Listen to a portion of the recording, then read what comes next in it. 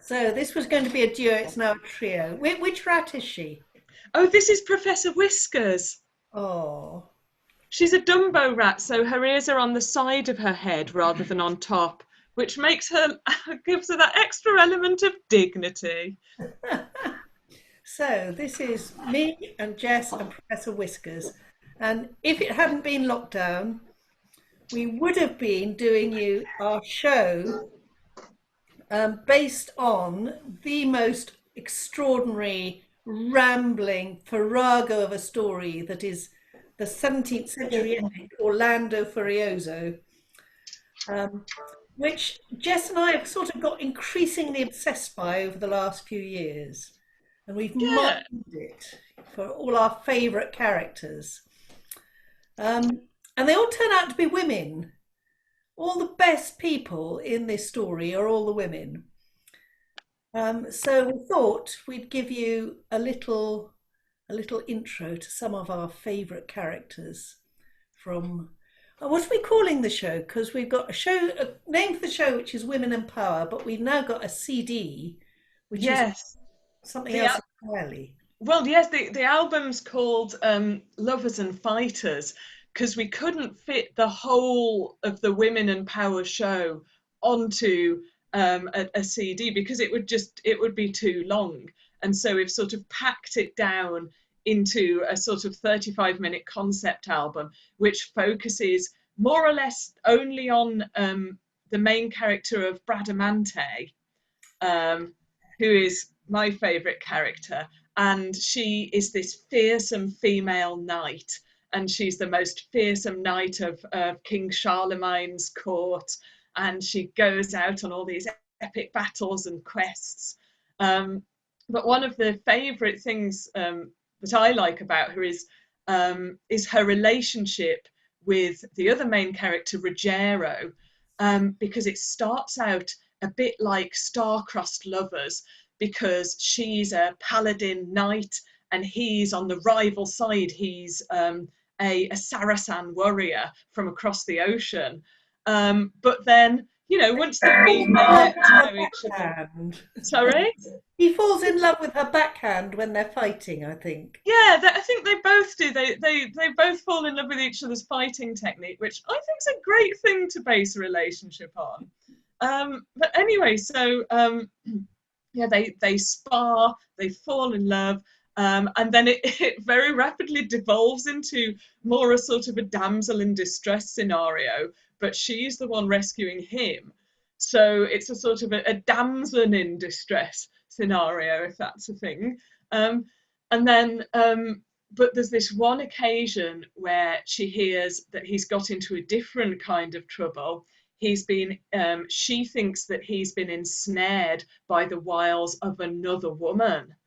Um, and not just any other woman, the worst kind of other woman, a woman who is just as strong, just as fearsome, and just as good a fighter as she is, but who's on the opposite side, who's another Saracen warrior.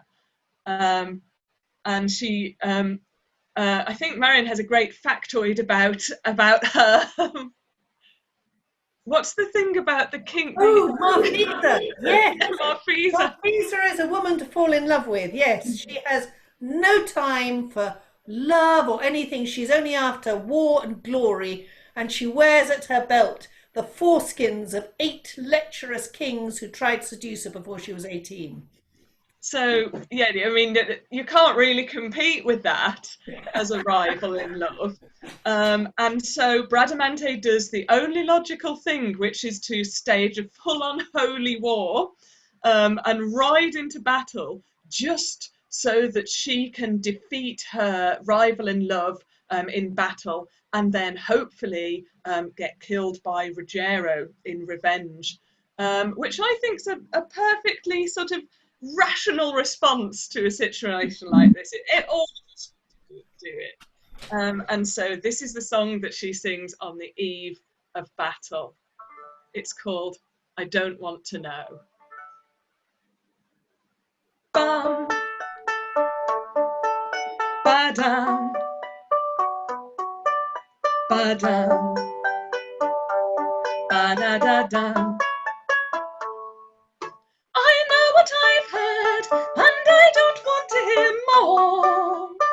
I know she's strong like me. I kept my word. I kept away from this war. But I know what's wrong with me. I know she's got more in common. I know she's on the same side. She is the logical option, and that's fine. I don't want to know what she talks like.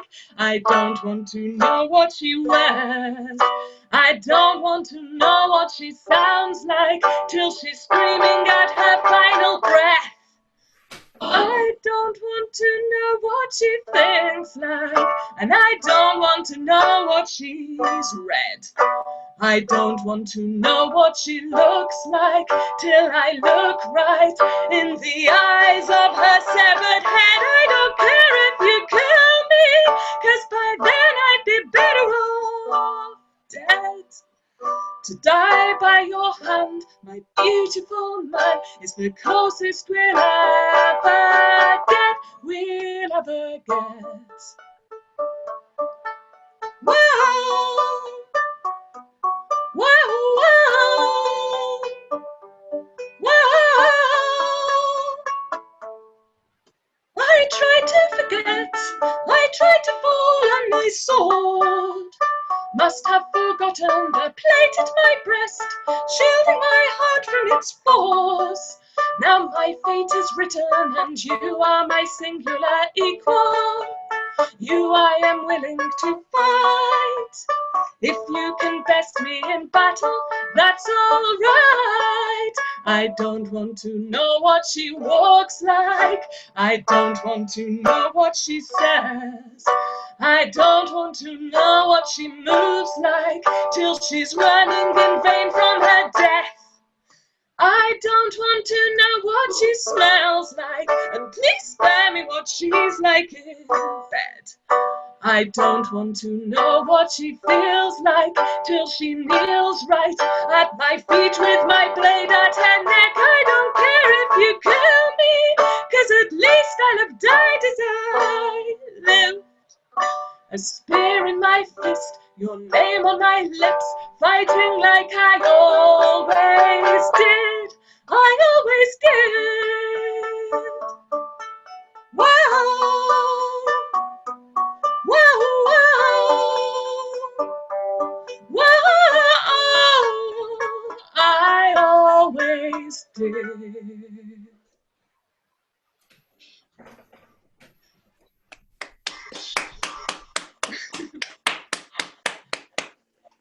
So, but that's just one of the scrapes that Bradamante gets herself into, and Marion's got another perfect example of what this powerful woman is like.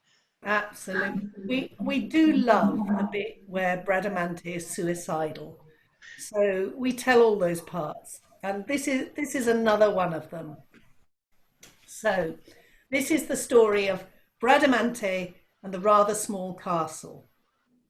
So there was Bradamante, so desperate for unrequited love of Ruggiero that she was going to kill herself in battle. And it was one of those really dank autumn days when she set off. She got her lance, she got her sword.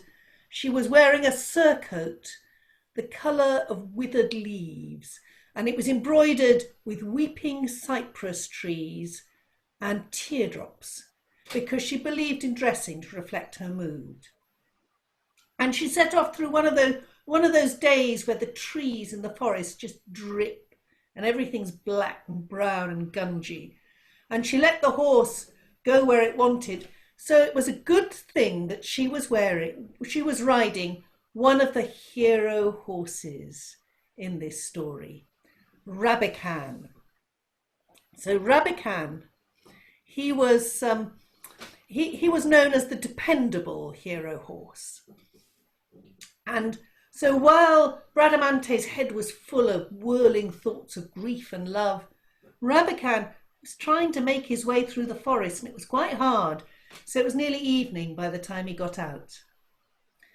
And then Bradamante looked up for the first time, and she saw the clouds gathering, rain definitely, possibly snow. and she hadn't organised anyone to anywhere to stay the night.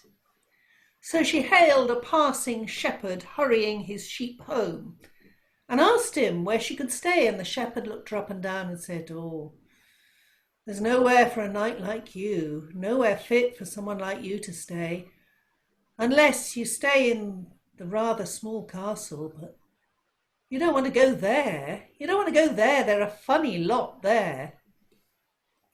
And he explained the customs of the rather small castle. The lord of the rather small castle felt that there wasn't room in the castle for 2 companies of knights. So if you came along looking for somewhere to stay and there was already a group of knights there, there was Bradamante being told about the rather small castle, and the second knight to arrive at the castle can only get in to stay the night if they challenge the people inside to a fight, and then the winner will be in and the loser will be out on their ear. And it's the same for women. If a second woman comes along to stay in the castle, they have to have a beauty contest, and the beautiful one gets to stay, and the one that's judged the most ugly is slung out on her ear.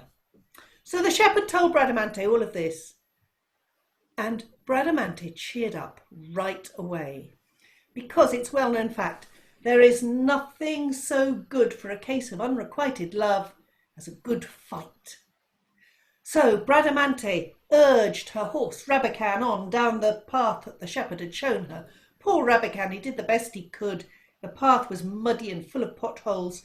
It was dark by the time he got to the castle. Bradamante, she called the great gatekeeper out with a great shout, and he came out mumbling, "Oh, I can't come in here, we're full up." She said, "I know the rules, I've come to fight. Send them out to fight with me." Well, it happened that in the castle that night, there were no ordinary knights.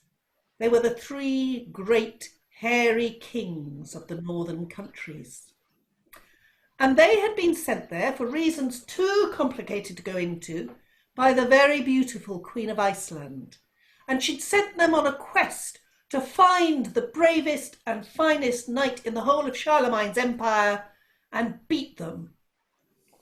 And she'd sent along her best advisor, almost as beautiful as she was herself, the Lady Ulana. And that's who was in the castle. Well, the 3 hairy kings of the north, they'd sat down by the fire, and the smells from the kitchen, oh, they were so good, you could hardly believe how delicious they smelt. So they grumbled a bit about having to go out, until Ulana reminded them that they had actually come to find and fight noble knights. So they shoved on their armour and their helmets and their gear, and they got on their horses.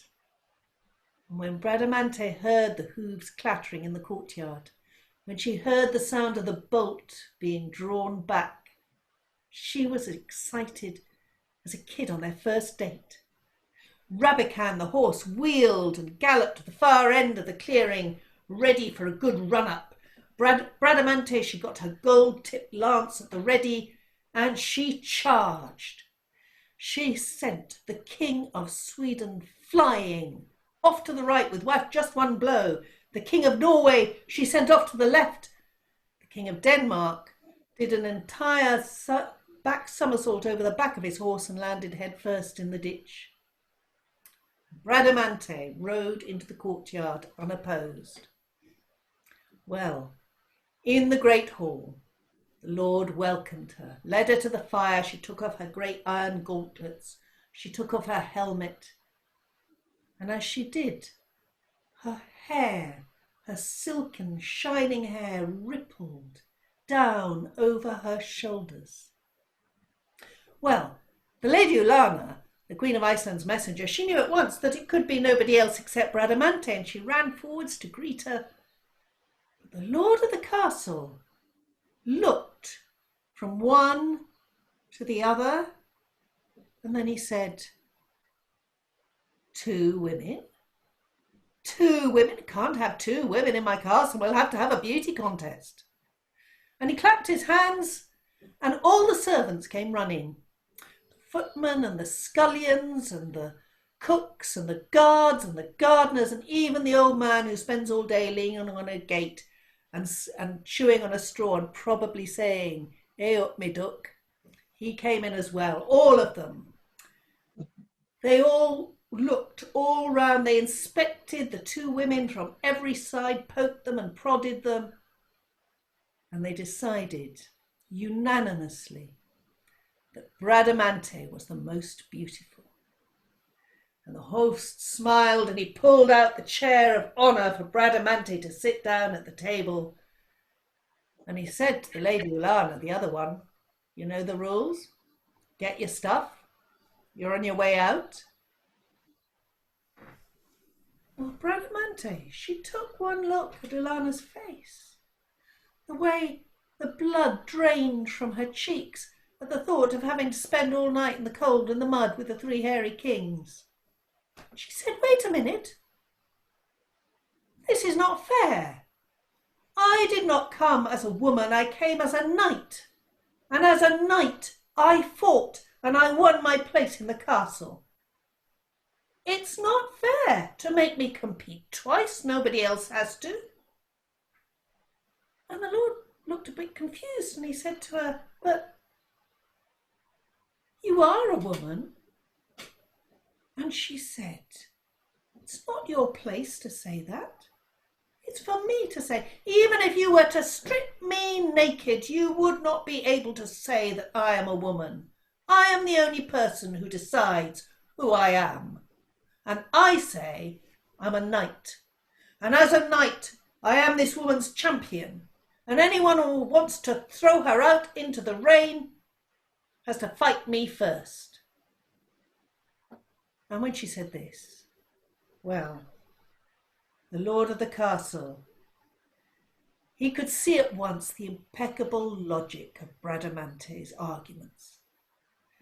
And so the three of them sat down to supper, which was only a little bit cold. And Bradamante and Melania, they talked late into the night. And the next morning, they left together.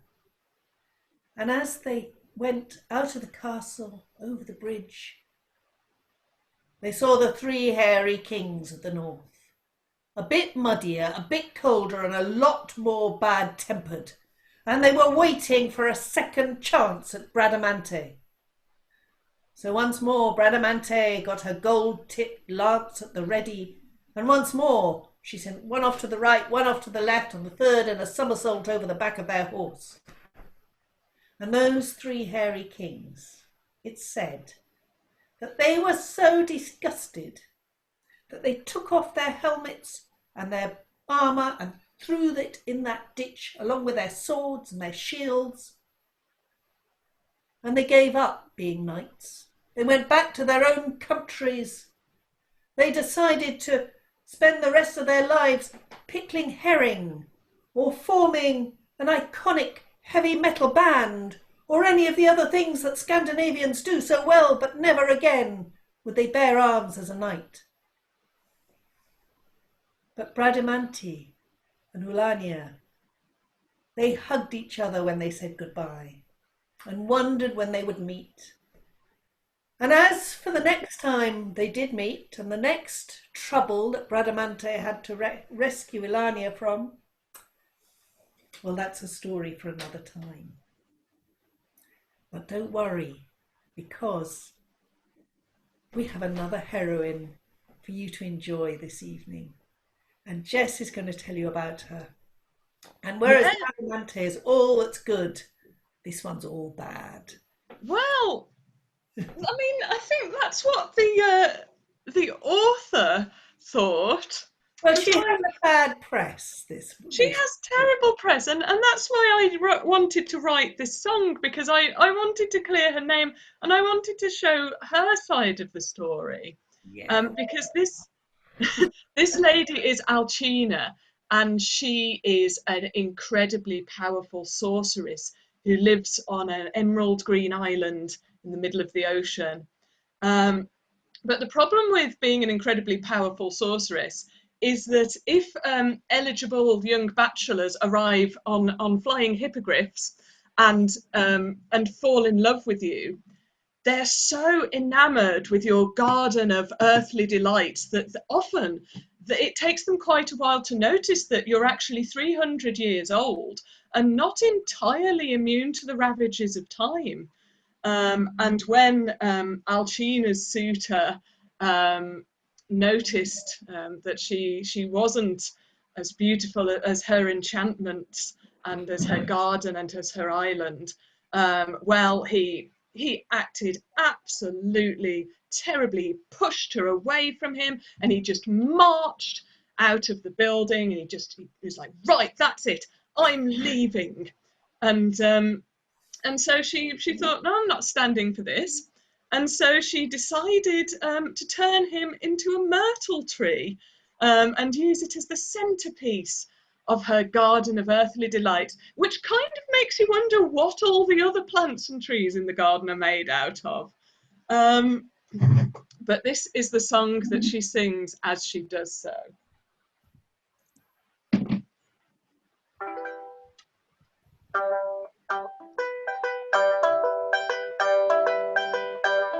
I'm standing staring out to sea, the silver sand beneath my feet. Another lover lost to me for seeing who I truly am. Am I all that bad? Forgive me my naivety. I thought that my ability to render light from stone would be sufficient. Turns out I was wrong. Youth is all you want, but my words can charm the fishes from the sea, and my song can lure the sirens up to me.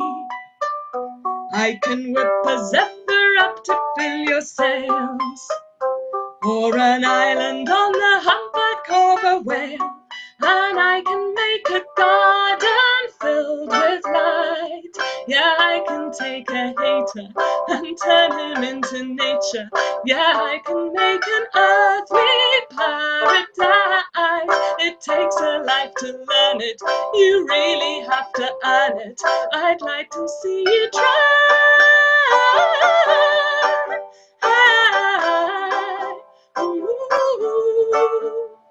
My sisters don't resemble me.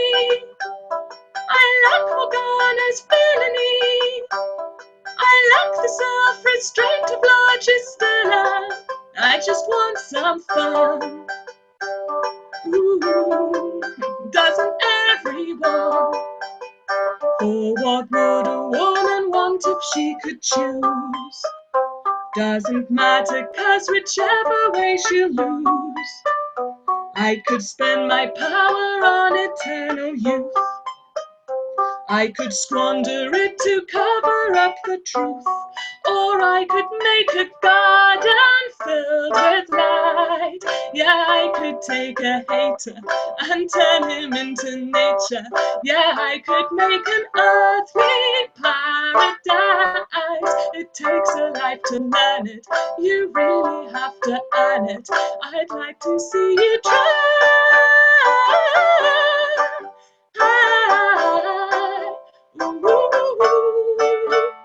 For what would a woman want if she could choose? Doesn't matter, 'cause whichever way she'll lose. I could choose to lavish beauty on myself. I could choose to live and give the beauty out. And that's what she said, so there.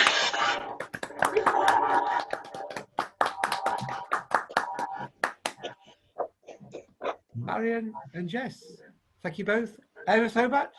Oh, that we had a whole evening of that. Wonderful. Thank you.